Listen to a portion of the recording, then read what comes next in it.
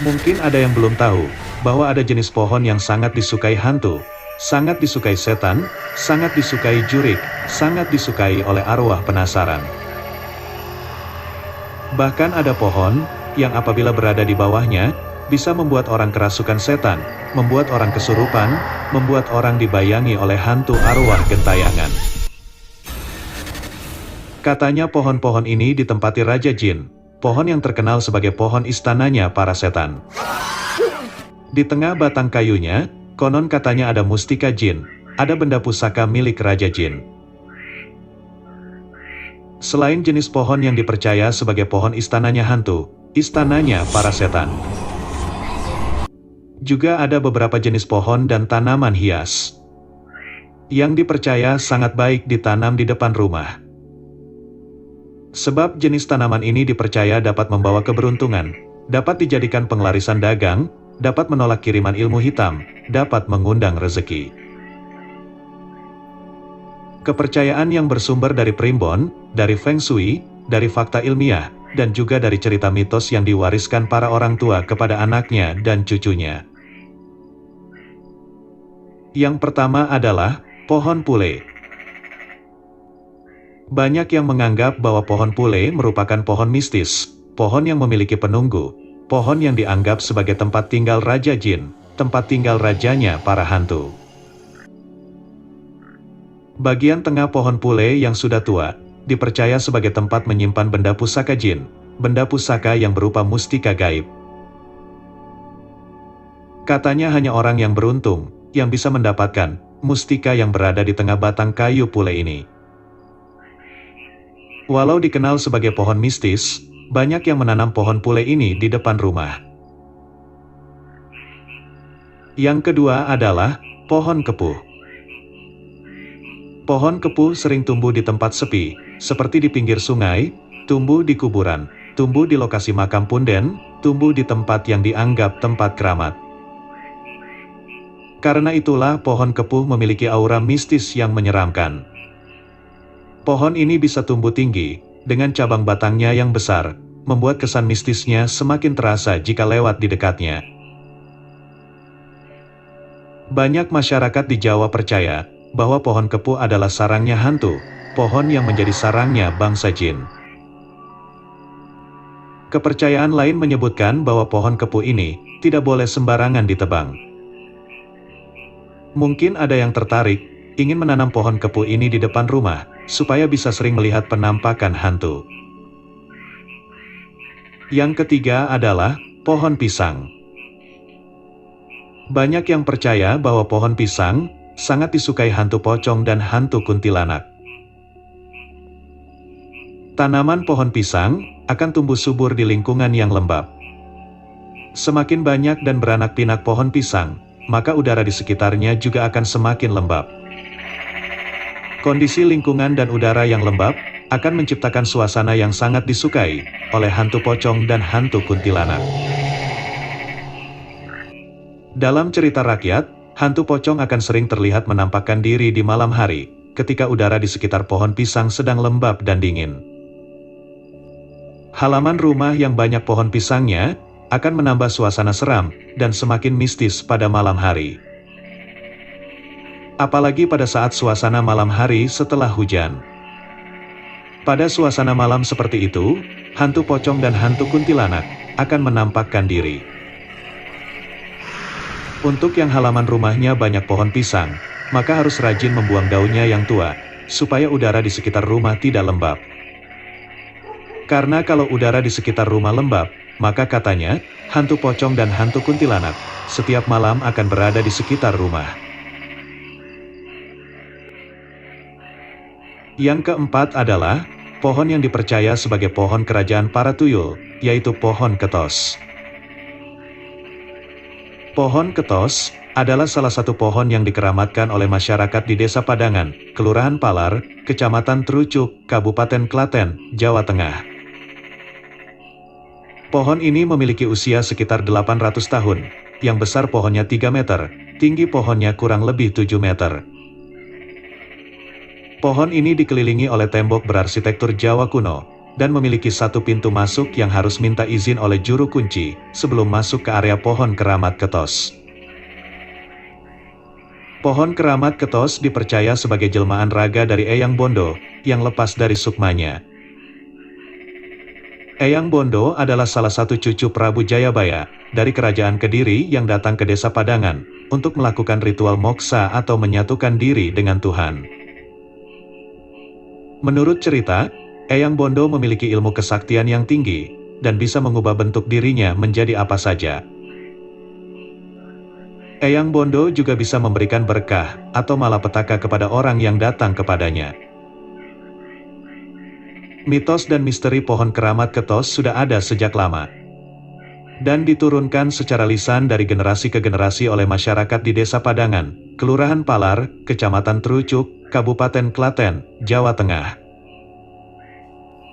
Berikut adalah beberapa mitos dan misteri yang berkembang tentang pohon keramat Ketos. Pohon Ketos dimitoskan sebagai pohon pesugihan atau cara cepat menjadi orang kaya dengan bantuan makhluk halus. Mitos yang menceritakan bahwa orang yang ingin mendapatkan pesugihan harus datang ke pohon keramat Ketos. Datang pada malam Jumat Kliwon atau Selasa Kliwon dengan membawa sesaji. Sesaji yang harus dibawa bisa ditanyakan kepada sang juru kunci. Sesaji diletakkan di bawah pohon keramat Ketos sambil membaca mantra yang sudah diajarkan oleh juru kunci. Lalu orang yang ingin mendapatkan pesugihan harus menunggu di bawah pohon Ketos sampai tengah malam. Jika beruntung, mereka akan bertemu dengan Eyang Bondo atau makhluk halus lainnya yang akan memberikan harta benda kepada mereka. Selain dimitoskan sebagai pohon pesugihan, pohon Ketos juga dipercaya sebagai tempat penampakan makhluk halus. Konon katanya, orang yang ingin melihat makhluk halus harus datang ke pohon keramat Ketos ini pada malam hari. Akan tetapi ada syaratnya, orang yang ingin melihat makhluk halus, mereka harus berperilaku yang sopan, dan mereka harus menghormati makhluk halus yang menampakkan diri di sekitar pohon Ketos.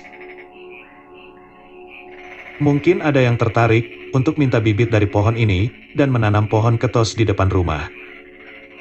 Supaya tidak perlu jauh datang ke Jawa Tengah untuk melihat penampakan makhluk halus.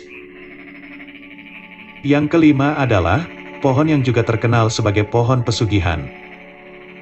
Pohon yang bisa membuat orang jadi kaya dadakan, yaitu pohon Dewandaru. Pohon Dewandaru adalah pohon yang dikeramatkan di Gunung Kawi. Konon katanya, jika bertapa di bawah pohon Dewandaru, dan kejatuhan buah, kejatuhan daun, kejatuhan ranting dari atas pohon ini, maka orang tersebut akan mendapatkan keistimewaan tertentu. Keistimewaan tertentu yang dimaksud adalah bisa menjadi orang kaya dadakan.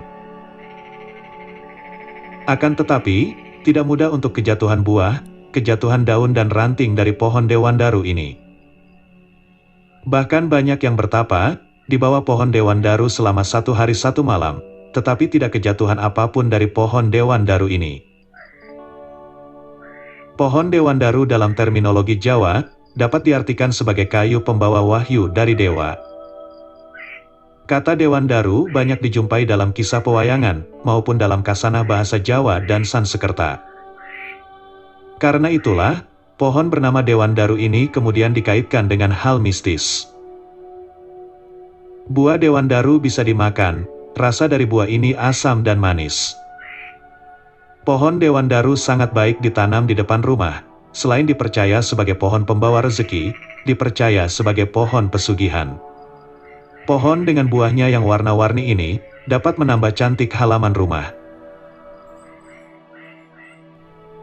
Yang keenam adalah pohon yang katanya tidak baik ditanam di depan rumah, yaitu pohon beringin.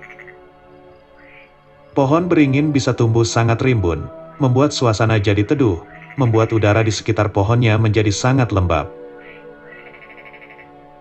Banyak yang percaya bahwa pohon beringin merupakan tempat kesukaan para setan.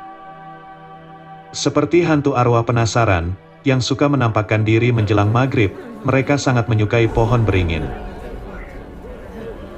Bagi para hantu dan setan, pohon beringin seperti rumah kontrakan, penghuninya bisa datang dan pergi kapan saja. Hari ini bisa ditempati hantu arwah manusia tanpa kepala, mungkin besoknya bisa ditempati oleh kuntilanak, ditempati hantu pocong, atau hantu lainnya. Jika ingin sering melihat penampakan hantu, maka bisa menanam pohon beringin di depan rumah. Yang ketujuh adalah, pohon yang katanya tidak baik ditanam di depan rumah, yaitu pohon ara. Pohon ara, apabila dilihat dari kejauhan terlihat seperti pohon beringin. Pohon ara bisa tumbuh tinggi, tinggi pohon ara bisa melebihi rumah. Konon katanya hantu penghuni pohon ara, sering berwujud mirip dengan pohonnya. Selain berwujud seperti pohonnya, hantu penghuni pohon ara, juga akan berubah wujud sebagai sosok manusia bertubuh besar, dengan rambut panjang yang kusut. Karena hantu penghuni pohon ara sangat jahil, dan sering menampakkan diri, maka akan menakutkan apabila pohon ini ditanam di depan rumah. Yang kedelapan adalah, tanaman yang katanya sangat baik ditanam di depan rumah, ditanam di pot dan diletakkan di teras rumah, yaitu tanaman hias kuping gajah.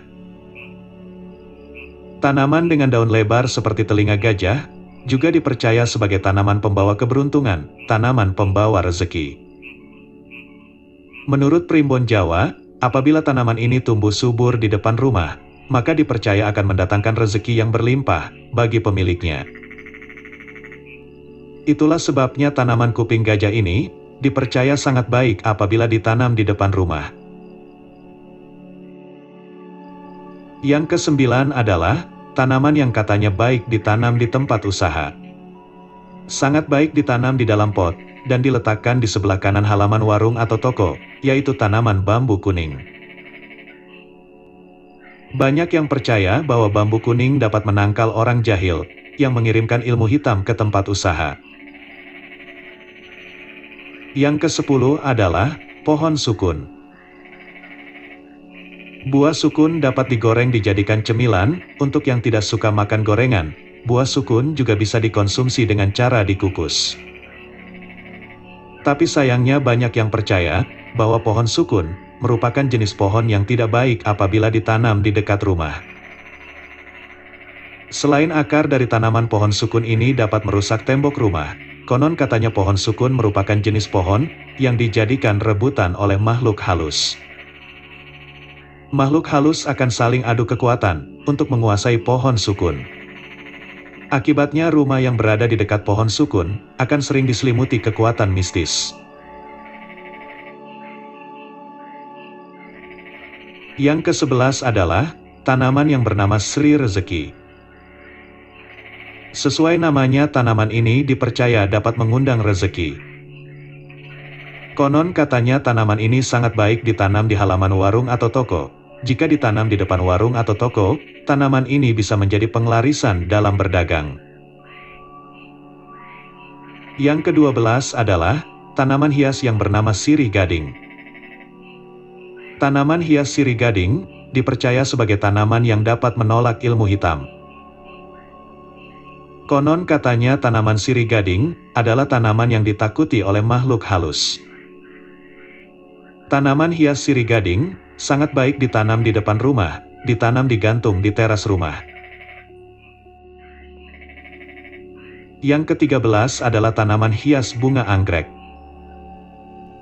Dalam Feng Shui, bunga anggrek melambangkan kecantikan, dan lambang kebahagiaan dalam hubungan keluarga, berdasarkan warna bunganya. Bunga anggrek warna merah muda, dapat menjaga hubungan yang harmonis dalam keluarga. Bunga anggrek warna putih, melambangkan ketenangan, kejernihan, kepolosan dan kedamaian. Karena itulah bunga anggrek sangat cocok diletakkan, atau ditanam di dekat teras rumah. Yang ke-14 adalah, tanaman hias bunga soka. Banyak yang percaya bahwa tanaman bunga soka, dianggap sebagai tanaman pembawa keberuntungan, tanaman penolak kesialan. Selain itu tanaman bunga soka, juga dipercaya, dapat memancarkan aura kasih sayang bagi pemiliknya. Sehingga pemilik rumah yang menanam bunga soka ini akan disayangi oleh tetangga. Tanaman hias bunga soka sangat baik ditanam di depan rumah. Yang ke-15 adalah pohon buah yang katanya pamali atau tidak boleh ditanam di depan warung atau toko, yaitu pohon anggur. Banyak yang percaya bahwa apabila menanam pohon anggur di depan warung atau toko, dapat membuat warung dan toko menjadi sepi pembeli. Jika ada yang penasaran dan memiliki warung atau toko, maka bisa menanam pohon anggur ini, menanamnya di depan warung atau toko miliknya. Yang ke-16 adalah bunga Wijaya Kusuma. Berdasarkan makna kata, Wijaya Kusuma berarti keindahan yang melambangkan panguripan atau daya hidup. Makna dari kata Wijaya Kusuma secara utuh, bahwa bunga ini melambangkan kehidupan yang indah, kehidupan yang cukup, serta memiliki kedudukan, sehingga disegani di lingkungan masyarakat. Bunga Wijaya Kusuma ini merupakan bunga kesukaan para raja di Jawa. Pada waktu itu, hanya keturunan bangsawan atau keturunan raja saja yang boleh menanamnya. Dan beruntung, di zaman sekarang siapa saja boleh menanam bunga ini, bahkan bibitnya bisa minta pada tetangga.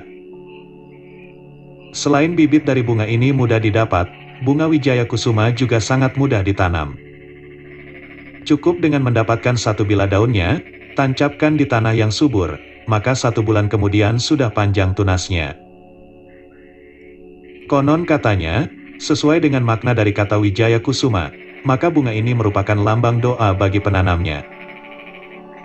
Dengan menanam bunga Wijaya Kusuma, maka penanamnya akan kejatuhan berkah. Kejatuhan berkah yang dimaksud adalah, bunga ini membawa keberuntungan bagi keluarga si penanam. Apabila bunga Wijaya Kusuma mekar tepat pada malam Jumat, maka itu pertanda bahwa dalam waktu yang tidak lama, pemilik bunga akan mendapatkan rezeki besar yang tidak diduga. Itulah sebabnya bunga ini sangat baik apabila ditanam di depan rumah. Yang ke-17 adalah bunga melati. Tanaman hias berbunga yaitu melati, tidak baik apabila ditanam di dekat teras rumah. Sebab tanaman bunga melati termasuk jenis tanaman semak yang tumbuh rendah. Karena itulah tanaman ini menjadi tempat tinggal yang nyaman bagi ular untuk bersarang. Itulah beberapa jenis tanaman. Tanaman yang dipercaya sebagai tanaman pembawa rezeki. Dan juga jenis tanaman yang dipercaya sebagai tanaman pembawa sial.